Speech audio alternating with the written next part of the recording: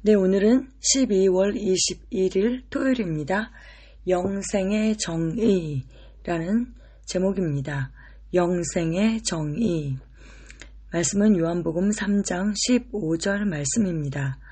이는 그를 믿는 자마다 영생을 얻게 하려 하심이니라. 아멘. 이는 그를 믿는 자마다 영생을 얻게 하려 하심이니라. 아멘. 어떤 사람에게 복음을 전하는데 그 사람이 영생이란 무엇입니까? 라고 묻는다고 상상해 보십시오.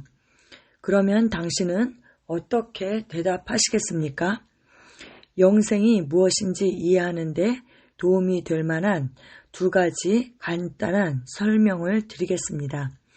첫 번째는 영생이 하나님의 생명과 본성이라는 것입니다. 그것은 그 자체로 영생의 정의가 아닌 영생이 어떤 종류의 생명인지 설명하는 표현입니다. 영생은 다른 종류의 생명과 다른 생명입니다.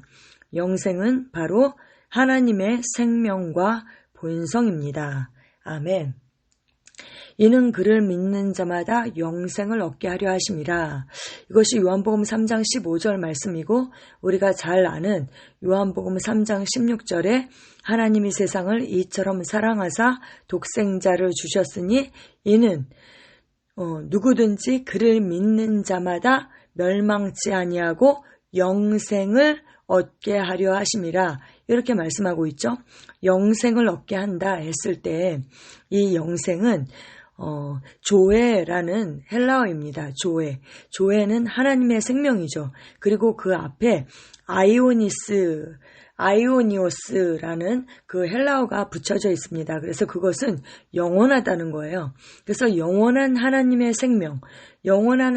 생명을 얻게 하기 위함이다. 이렇게 말씀하고 있습니다. 하나님의 생명이라는 것은 정말 이 세상의 다른 어떤 종류의 생명과는 다른 생명이죠.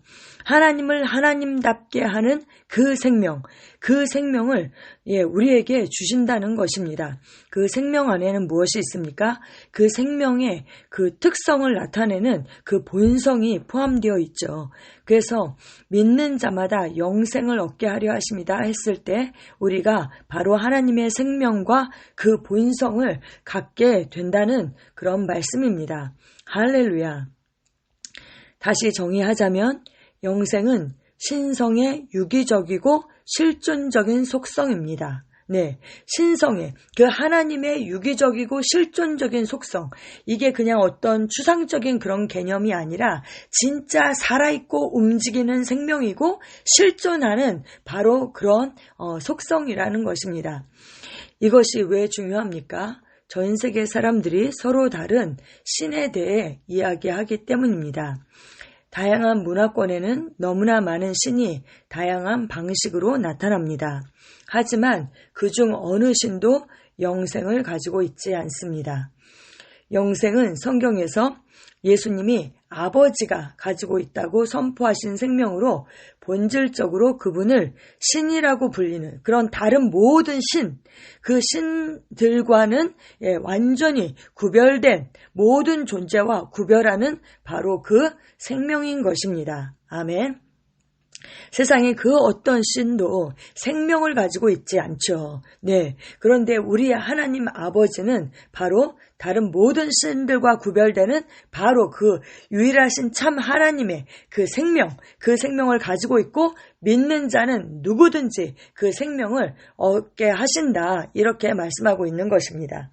성경은 요한 1서 5장 20절에 말씀하고 있습니다. 이제 우리는 하나님 안에 있습니다. 우리는 그분의 아들 예수 그리스도 안에 있기 때문입니다. 그분은 유일하신 참 하나님이시요 그분은 영생이십니다. 아멘. 네, 이 개역개정으로 다시 한번 읽어드리겠습니다. 또 아는 것은 하나님의 아들이 이르러 우리에게 지각을 주사 우리로 참된 자를 알게 하신 것과 또한 우리가 참된 자 곧 그의 아들 예수 그리스도 안에 있는 것이니 그는 참 하나님이시오 영생이시라. 아멘. 바로 예수 그리스도가 영생이시다, 생명이다, 이렇게 말씀하고 있는 것입니다. 네, 예수님도 직접 말씀하셨죠. 내가 곧 길이요 진리요 생명이다, 이렇게 말씀하셨습니다. 예수 그리스도는 하나님이십니다. 네, 유일하신 참 하나님이십니다. 그분 안에서 우리는 신성의 유기적, 실존적 속성을 찾을 수 있습니다. 아멘. 예수님이 이 땅에 계셨을 때 그분은 인간의 몸에 쌓여 우리에게 나타나신 생명이셨습니다. 요한일서 1장 2절에 사도 요한은 이렇게 말씀했습니다. 이 생명이 나타내신 바 된지라. 이 영원한 생명을 우리가 보았고 증언하여 너희에게 전하노니 이는 아버지와 함께 계시다가 우리에게 나타난 바 된 이시니라. 아멘. 영원한 생명을 보았다. 내가 생명을 보았다 이랬어요. 뭘 본 거예요? 예수 그리스도를 본 거죠. 왜냐하면 예수 그리스도께서 생명이시니까 내가 생명을 봤다 이렇게 말씀하고 있는 것입니다. 그런데 여기 이렇게 놀랍게 표현했어요. 예수님께서 이 땅에 계셨을 때 그분은 바로 육신을 입으신 생명이셨습니다. 아멘. 인간의 몸에 쌓여 우리에게 나타나신 생명이다. 어제 우리가 이제 목요일 날 말씀을 배웠죠. 그분은 말씀이시죠. 예수님은 말씀이십니다. 육신을 입은 말씀 하나님이죠. 근데 오늘 말씀에서는 그분은 생명이고 그분은 육신을 입은 생명인 것입니다. 그래서 2000년 전 예수님께서 이스라엘 땅을 돌아다니셨을 때 말씀하셨을 때 말씀이 말씀하신 것이다. 치유하셨을 때 말씀이 치유하신 것이다. 그렇죠? 예, 그분이 걸어 다녔을 때 말씀이 걸어 다닌 것입니다. 그런데 곧 그분은 생명이시니까 뭐예요?